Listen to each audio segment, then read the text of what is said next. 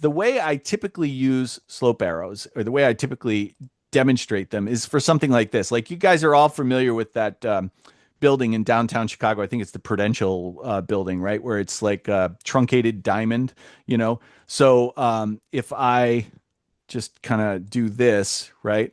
And then all these slope edges, I don't want slope. But if I do a slope arrow like this instead, right? The main advantage of a slope arrow, I think, is that the slope can go in any direction you want. It doesn't have to follow, it doesn't have to be perpendicular to the edge, right? If you check the box for sloped edge, it's perpendicular to the edge, right? It's that hinge on the book cover. But here I'm saying I want the slope to be low here, high here along the diagonal, right? And if I make this, I don't know, let's make this like 30 feet. We'll just make it really extreme. And we'll click finish here and attach this and then go to the 3D, right? This is the Prudential Tower now, right? Like, it's that little truncated square, right? So that's usually where I show slope arrows, because it's really good for stuff like that. My thought was, why would you use them for a simple gable roof when you can just check the box? Until I ran into this situation where I was like, okay, I want my ridge to end up in the same place. And one of the superpowers of slope arrows is you don't have to calculate the slope. There's no math involved. You're saying start from 0 and end up where? Well, I just cut a section and the ridge line was at 2 foot 10 and an eighth over there. So I said, just end at 2 foot 10 and an eighth over here. Done, right? Whatever the slope is, it is. So wait, you can use two slope arrows in the same roof? I'd never realized that.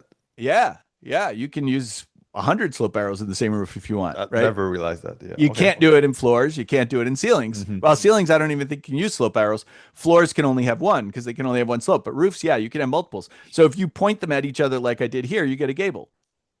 That's also slope arrows. Okay.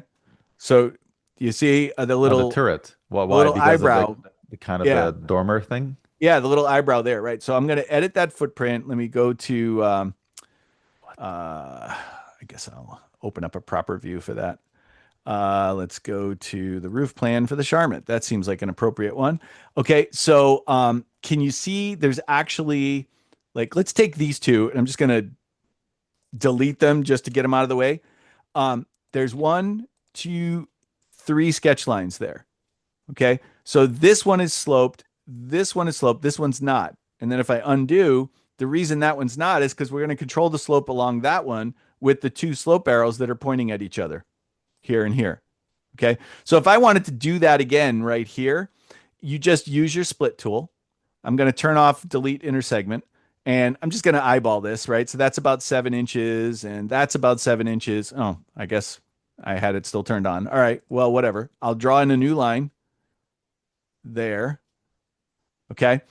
That new line doesn't have slope on. You don't want that one to have slope on because you don't want it to try and compete with the slope arrows. It'll generate a warning, right?